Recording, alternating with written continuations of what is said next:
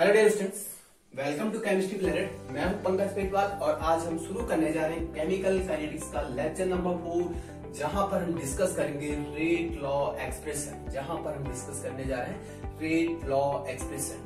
Dear students, last lecture number 3 में आपको मैंने समझाया था कि जो आपका रेट ऑफ रिएक्शन होता है यानी कि स्पीड ऑफ रिएक्शन होता है, जहां पर रिएक्टेंट प्रोडक्ट में कन्वर्ट हो रहा है, कितने टाइम में कन्वर्ट होता है, उसी को हम क्या कहते हैं, रेट ऑफ रिएक्शन या स्पीड ऑफ रिएक्शन। उस रेट को या उस स्पीड को कौन कौन से फैक्टर इन्फ्लुएंस कर सकते हैं, उनमें से आपके पास है नेचर ऑफ रिएक्टेंट्स है, कंसंट्रेशन ऑफ रिएक्टेंट्स है, temperature of system, catalyst, radiation and surface. ये आपके पास फैक्टर्स होते हैं जो रेट ऑफ रिएक्शन को इन्फ्लुएंस करते हैं। उनमें से जो आपका एक फैक्टर निकलकर हमारे पास यहाँ पर आता है, दैट इज द, आपने रिएक्शन स्टार्ट नहीं किया, मतलब T इक्वल टू 0, जब आपके पास कोई भी रिएक्शन स्टार्ट नहीं हुई तो उस टाइम पे हम मानेंगे कि जो आपका रिएक्टेंस होगा, जो आपका इनिशियली रिएक्टेंस होगा वो मैक्सिमम होगा, और जब रिएक्टेंट मैक्सिमम होगा तो उस टाइम पे क्योंकि रिएक्शन स्टार्ट नहीं हुई तो प्रोडक्ट कितना होगा, 0। Product 0 at T equal to 0, right. अब जैसे जैसे क्या होगा, रिएक्टेंट प्रोडक्ट में चेंज होगा,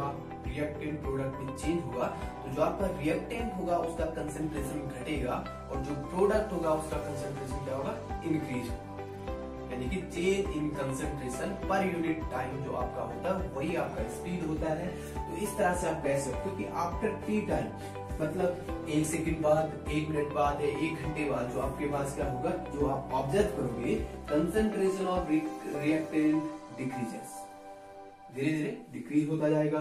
कंसंट्रेशन ऑफ प्रोडक्ट क्या होगा, इंक्रीज होता जाएगा। अब यही से हमारे पास कंक्लूजन निकल कर ये आता है कि जैसे जैसे रिएक्शन का जो टाइम आगे की तरफ बढ़ता जाएगा, जब टाइम आगे की तरफ बढ़ता जाएगा तो जो आपका कंसंट्रेशन ऑफ रिएक्टेंट है, कंसंट्रेशन ऑफ रिएक्टेंट क्या होगा, डिक्रीज होगा। और अगर कंसंट्रेशन ऑफ रिएक्टेंट डिक्रीज होता है तो रेट ऑफ रिएक्शन भी क्या होगा, डिक्रीज होगा। क्योंकि हमने यहाँ पर क्या लिखा हुआ है, rate of reaction directly proportional to the concentration, यानी कि कंसंट्रेशन डिक्रीज होगा तो रेट भी क्या होगा, डिक्रीज होगा। कंसंट्रेशन इंक्रीज होगा तो रेट भी क्या होगा, इंक्रीज होगा, राइट। बट जैसे जैसे रिएक्शन में रिएक्टेंट प्रोडक्ट में कन्वर्ट होता जा रहा है, रिएक्टेंट का कंसंट्रेशन डिक्रीज होता जा रहा है, और अगर रिएक्टेंट का कंसंट्रेशन डिक्रीज होगा तो रेट ऑफ रिएक्शन भी क्या होगा, डिक्रीज होगा। ठीक है, आई होप इतना आपको समझ में आया होगा।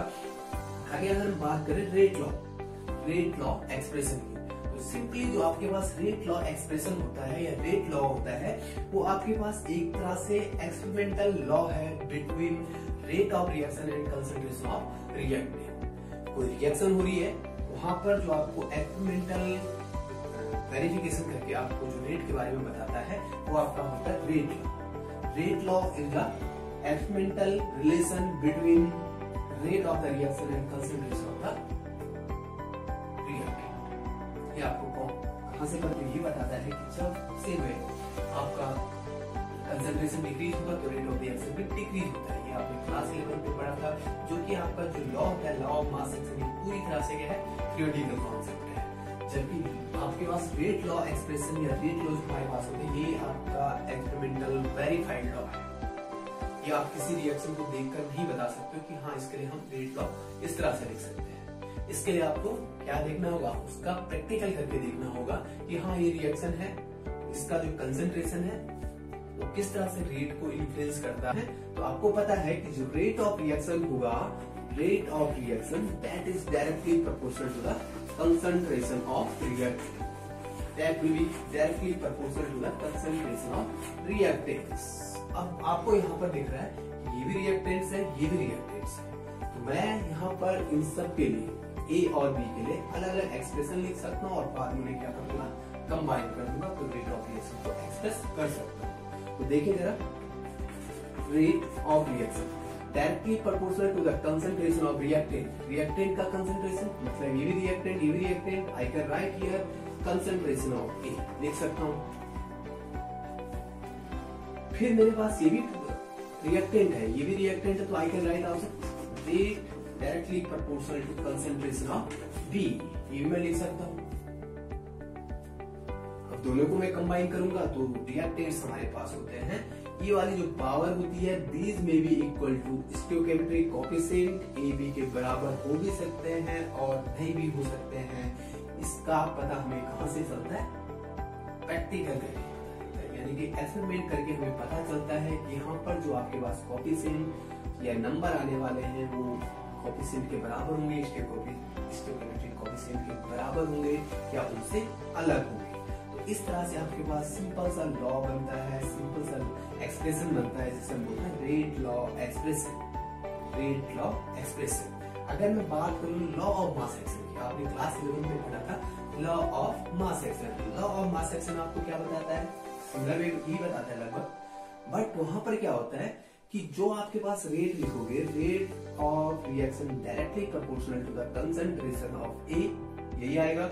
लेकिन यहाँ पर जो पावर आएगी लॉ ऑफ मास एक्शन के अकॉर्डिंग वो हमेशा स्टोइकोमेट्रिक कोएफिशिएंट के बराबर आती है। इसी तरह से जो आपका लॉ ऑफ मास एक्शन होगा, बी की जो यहाँ पर पावर आएगी वो इस स्टोइकोमेट्रिक कोएफिशिएंट यानी कि बी के बराबर होगा। जबकि जो रेट लॉ आपको बताता है ये आपको बताएगा कि जो आप रेट लिखोगे, रेट लॉ एक्सप्रेशन लिखोगे, वहां पर क्या होगा, जो कंसंट्रेशन ऑफ ए होगा उसकी जो पावर होगी वो इसके कोएफिशिएंट के बराबर हो भी सकती है और भी हो सकती है। जो बी होगा इसका जो पावर होगा, कंसंट्रेशन का पावर होगा वो इस टर्म के बराबर यानी कि स्टोइकोमेट्रिक कोएफिशिएंट के बराबर हो भी सकता है और नहीं भी हो सकता है। डिफरेंस क्या निकल कर आया आपके पास? आपके पास डिफरेंस क्या निकल कर आया कि जो लॉ ऑफ मास एक्शन है, जो लॉ ऑफ मास एक्शन है और रेट लॉ है, दोनों में क्या डिफरेंस होता है? लॉ ऑफ मास एक्शन आपका थ्योरेटिकल कॉन्सेप्ट है, जबकि रेट लॉ जो आपके पास होता है ये आपका एक्सपेरिमेंटली वेरीफाइड होता है। राइट? ओके, तो इसी को अगर हम आगे एक्सप्रेस करें तो I can write it as rate equal to A to the power rate of reaction. इसको हम क्या बोल सकते हैं? Specific rate of reaction. जो आपका यहाँ पे प्रोपोर्शनलिटी कांस्टेंट निकल कर आता है उसको हम क्या बोल रहे हैं? Rate constant. इसी को हम स्पेसिफिक रेट ऑफ रिएक्शन बोलते हैं। और इसे हम किस तरह से डिफाइन कर सकते हैं?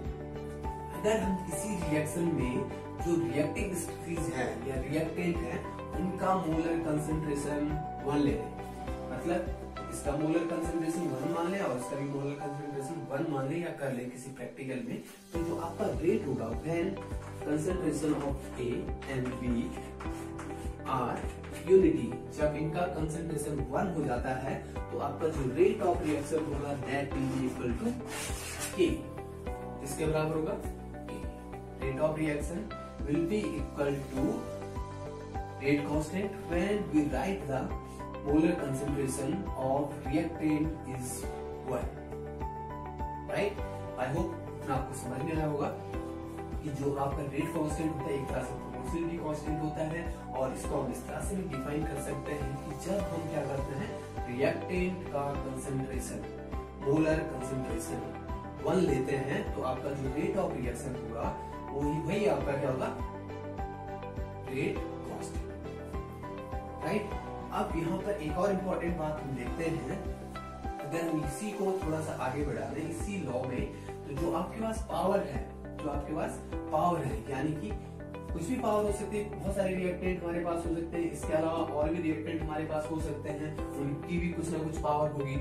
तो जो यहाँ पर रेट लॉ एक्सप्रेशन, ध्यान रखें ये पूरी तरह से एक्सपेरिमेंटल बेस्ड है, ये थ्योरेटिकल नहीं है, मतलब वेरीफाइड है। ये जब हम रेट लॉ एक्सप्रेशन की बात करेंगे तो it is totally based on experiment. किसी रिएक्शन को देखकर हम उसका रेट लॉ एक्सप्रेशन नहीं, रिएक्शन अगला जो कॉन्सेप्ट हमारे पास निकल कर आता है order of reaction. Order of reaction अब देखें जरा ऑर्डर ऑफ रिएक्शन क्या होता है? बहुत ही सिंपल है। ऑर्डर ऑफ रिएक्शन का मतलब जब आप रेट लॉ एक्सप्रेशन लिखते हो तो जो यहाँ पर कंसंट्रेशन टर्म की जो पावर होती है उनका जो सम निकल कर आता है वही आपका क्या होता है? Order of reaction. Simply you can write sum of power of concentration terms, sum of power of concentration term in rate law expression, in rate law expression। जो आपका रेट लॉ एक्सप्रेशन होता है वहां पर जो कंसंट्रेशन की power होती है वही आपका क्या होता है, ऑर्डर ऑफ रिएक्शन। तो देखिए जरा, आपके पास ये रेट लॉ एक्सप्रेशन है, यहाँ पर अगर हम इसकी पावर देंगे m और इसकी पावर देंगे n, तो जो आपका इस रिएक्शन का ऑर्डर निकल कर आएगा that will be m plus n। Order of reaction will be m plus n। That means हमारे पास था कि जो रेट था रिएक्शन का वो हमने लिखा हुआ था यहाँ पे, रेट लॉ एक्सप्रेशन हमने लिखा हुआ था a to the power m and b to the power n, ये हमने लिखा हुआ था। इसका हम ऑर्डर लिखना चाह रहे हैं, तो order is the sum of the power of the concentration of the reactant, ठीक है, in rate law expression. So that order हम लिख सकते हैं यहाँ पर order equal to m plus n। अब ऑर्डर ऑफ रिएक्शन कुछ भी हो सकता है, 0 हो सकता है, 1 हो सकता है, 2 हो सकता है, फ्रैक्शन में हो सकता है। किसी भी रिएक्शन का जो यहाँ पर पावर आएगा वो 1 2 3 4 इस तरह से हो सकता है, राइट। अच्छा देखिए जरा, अगर आपके पास m प्लस 1 का जो वैल्यू आता है वो 0 आता है, तो आपका कौन सा रिएक्शन कहलाएगा, 0 ऑर्डर रिएक्शन। जो भी रिएक्शन हमारे पास होगा that is the 0 order reaction. अगर आपके पास ये वाला m प्लस n 1 निकल कर आता है तो आपके पास क्या होगा, फर्स्ट ऑर्डर रिएक्शन। अगर 2 निकल कर आता है तो आपके पास क्या होगा, सेकंड ऑर्डर रिएक्शन। और अगर आपका हाफ निकल कर आता है तो हाफ ऑर्डर रिएक्शन। ये डिपेंड करता है रेट लॉ एक्सप्रेशन में जो पावर है कंसंट्रेशन टर्म की वो कितनी है और उनका जो सम आता है वो कितना आ रहा है, उसी पे बेस्ड जो आपका ऑर्डर निकल कर आता है, जितना नंबर निकल कर आता है वो आपका होता है ऑर्डर ऑफ रिएक्शन। एक सिंपल सा रिएक्शन लिख लेते हैं यहाँ पर समझने के लिए। ये हमारे पास कोई रिएक्शन है।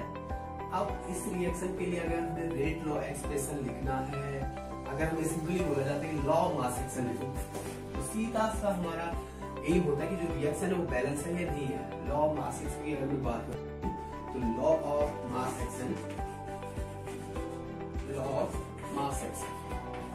मैं कैसे लिख सकता हूँ, रेट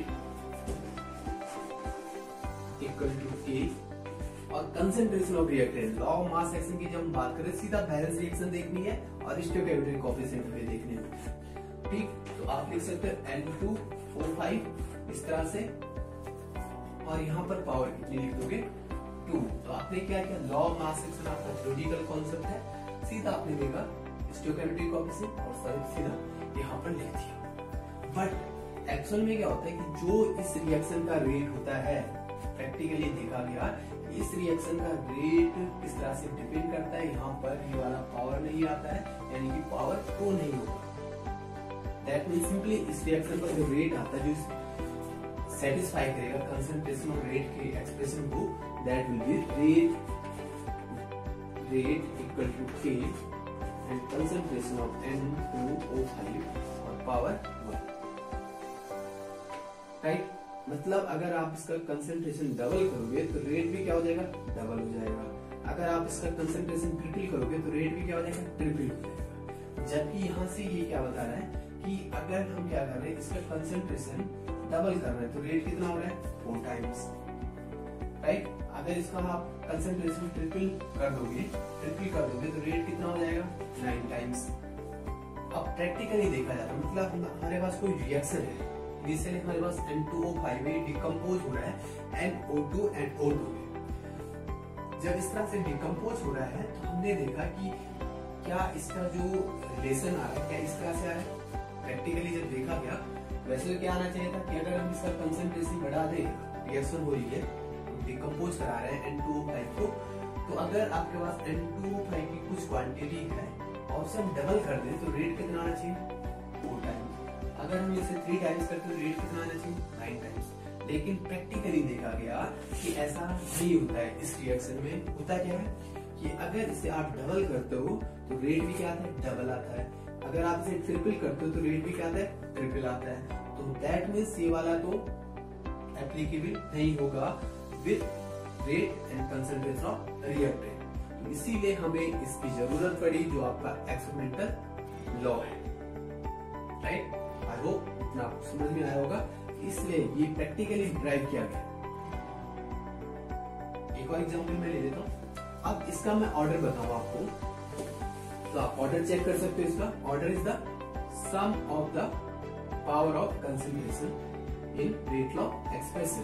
तो यहाँ पर आपके पास पावर कितनी 1 है, तो ऑर्डर ऑफ रिएक्शन कितना होगा, order of reaction 1, order of reaction. एक और एग्जांपल हम देख लेते हैं, एक और एग्जांपल हम देखें तो देखो,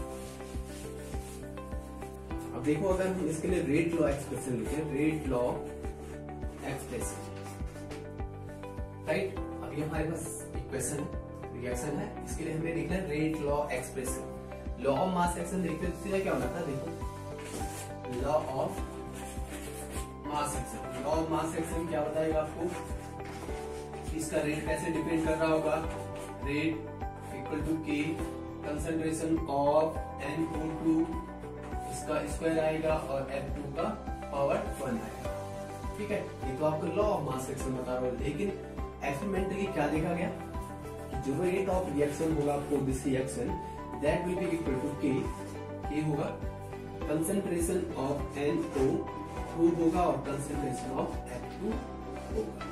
मतलब यहाँ पर जो पावर आ रही थी according law of mass action वो आपको नहीं, अगर आप डबल करो, सॉरी इसका कंसंट्रेशन अगर आप क्या करते हो डबल करते हो तो रेट ऑफ रिएक्शन क्या हो जाएगा 4 टाइम्स हो जाएगा। अगर इसका कंसंट्रेशन आप ट्रिपल टाइम करते हो तो इसका रेट ऑफ रिएक्शन कितना हो जाएगा, कितना हो जाएगा। अगर आप इसका कंसंट्रेशन ट्रिपल करते हो तो रेट ऑफ रिएक्शन कितना हो जाएगा 9 टाइम्स। बट अगर आप F2 में चेंज करते हो तो F2 का कंसंट्रेशन डबल करने में रेट डबल होगा, क्योंकि यहाँ पर पावर भी कुछ नहीं है। अगर ट्रिपल करोगे तो ये 3 टाइम्स हो जाएगा, जबकि NO2 का कंसंट्रेशन अगर आप डबल करो तो पावर 2 है, यहाँ पर 2 लिखोगे 2 4 यानी कि रेट कितना हो गया 4 टाइम्स हो गया। अगर आप 3 करते हो 3 टाइम्स कंसंट्रेशन बढ़ाया तो 3 की पावर 2 यानी कि 9, तो रेट ऑफ रिएक्शन कितना हो जाएगा 9 टाइम्स हो जाएगा। अब यहाँ पर ये वाला जो आपके पास प्रैक्टिकली ऑब्जर्व करके आता है वो आपका इस रिएक्शन के लिए ये वाला होता है। मतलब अगर इसका कंसंट्रेशन आप 2 टाइम्स करते हो तो रेट ऑफ रिएक्शन भी क्या हो रहा है 2 टाइम्स होगा। जबकि लॉ ऑफ मास एक्शन जो थ्योरेटिकल कॉन्सेप्ट है वो आपको बता रहा है कि जब हम यहाँ पर रेट डबल करते हैं, उसकी पावर 2 है तो रेट कितना हो जाता है डबल 4 टाइम्स। अगर हम इसे ट्रिपल करते हैं तो रेट कितना हो जाता है 9 टाइम्स हो जाता है। जबकि यहाँ पर अगर इसे डबल कर रहे हैं तो रेट भी डबल, अगर आप इसे ट्रिपल कर रहे हैं तो रेट भी ट्रिपल हो रहा है। इस तरह से दोनों में डिफरेंस आता है और ये आपका प्रैक्टिकली ऑब्जर्व होता है। बात करें ऑर्डर की, order of reaction, order of reaction कितना होगा, इसकी पावर 1 + 1 यानी कि 2, राइट। आई होप आपको समझ में आएगा। रेट कांस्टेंट हमें क्या क्या इंफॉर्मेशन देता है, रेट कांस्टेंट पहली बात, रेट कांस्टेंट जितना ज्यादा होगा हायर वैल्यू, रेट कांस्टेंट की वैल्यू जितनी ज्यादा होगी रेट ऑफ रिएक्शन उतना ज्यादा होगा। हायर वैल्यू ऑफ के मतलब रेट ऑफ रिएक्शन भी क्या होगा हायर होगा। अगर आपके पास के का वैल्यू कम है तो रेट ऑफ रिएक्शन भी क्या होगा कम होगा। किसी पर्टिकुलर रिएक्शन के लिए for a particular reaction rate constant remain same. तो आपके पास क्या होता है, और अगली बात क्या होता है कि जो आपके पास रेट कांस्टेंट होता है it does not depend on initial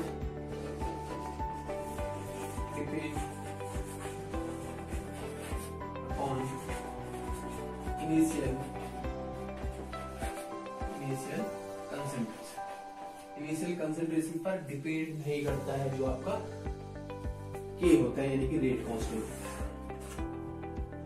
temperature के साथ वेरी करता है, varies with temperature, it varies with temperature. मतलब आपका जो के का वैल्यू होगा टेम्परेचर के साथ क्या होगा बढ़ेगा और घटेगा। टेम्परेचर बढ़ाओगे रेट ऑफ रिएक्शन बढ़ेगा और रेट ऑफ रिएक्शन बढ़ेगा, इसका मतलब सीधा बात होता है आपके पास जो आपका के है वो भी क्या होगा, इंक्रीज होगा, राइट।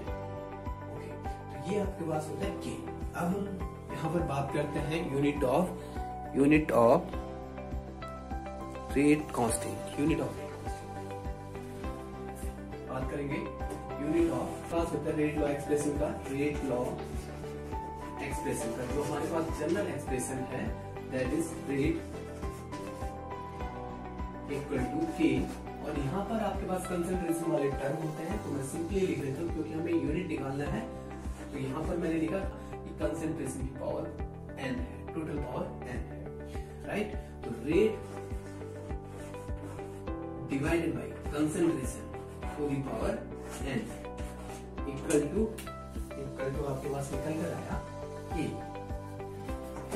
के इक्वल टू दिस।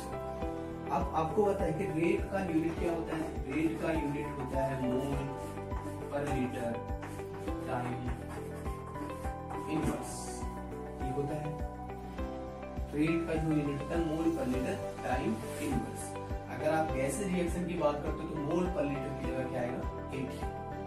कंसंट्रेशन का यूनिट सम कितना आ रहा है, आपका n है, पावर n। इसे अगर हम थोड़ा सा सिंप्लीफाई करें तो you will get unit of के इक्वल टू, इसे सॉल्व कर लीजिएगा, मोल पर लीटर। यहाँ पर इसकी पावर अगर हम देखें तो 1 होगा, ये n ऊपर गया तो 1 माइनस n और टाइम इनवर्स, ठीक। अब n क्या है, n एक तरह से यहाँ पर ऑर्डर ऑफ रिएक्शन है, n is the order of reaction. Order of reaction may be 0, 1, 2 and some fractional quantity. अगर आपके पास n इक्वल टू कितने हैं, 0 है, तो इसका मतलब हुआ कि जो रिएक्शन होगी that is a zeroth order होगी। और अगर जीरोथ ऑर्डर होगी तो यहाँ पर आपके पास n इक्वल टू 0 रखकर जो क्वांटिटी आएगी, जो वैल्यू आएगी, दैट विल बी मोल पर लीटर टाइम इनवर्स, क्योंकि 1 माइनस n 0 रखा 1 ही आएगा यहाँ पर, मोल पर लीटर टाइम इनवर्स, राइट। अगर आपके पास n इक्वल टू 1 है तो जो रिएक्शन होगी that will be first order reaction, this is the first order reaction. n equal to 1 यहाँ पे पुट करोगे तो 1 माइनस 1 0 हो गया, ये वाला पूरा क्वांटिटी 0, केवल कितना बचेगा, टाइम इनवर्स, या फिर आप कह सकते हो सेकंड इनवर्स या मिनट इनवर्स। इस तरह से हम k का यूनिट देख सकते हैं। और यहाँ से आप ये भी पता कर सकते हो, अगर यूनिट पता आपको तो आप बता सकते हो कि कौन से ऑर्डर की रिएक्शन है। सपोज हमारे पास कोई रिएक्शन है, उसमें क्या दिया हुआ है, के का वैल्यू दिया हुआ है 6.0 into 10 to the power -12 second inverse. अब आपको बताना है कि कौन सी ऑर्डर का रिएक्शन है, तो आप यहाँ से तो पता नहीं चल पाएगा, आप यूनिट देखो। अब ये वाली यूनिट जो सेकंड इनवर्स है, के का जो यूनिट आता है सेकंड इनवर्स, कौन सी रिएक्शन के लिए आता है, कौन सी रिएक्शन के लिए, फर्स्ट ऑर्डर रिएक्शन। ये था आपका रेट लॉ एक्सप्रेशन।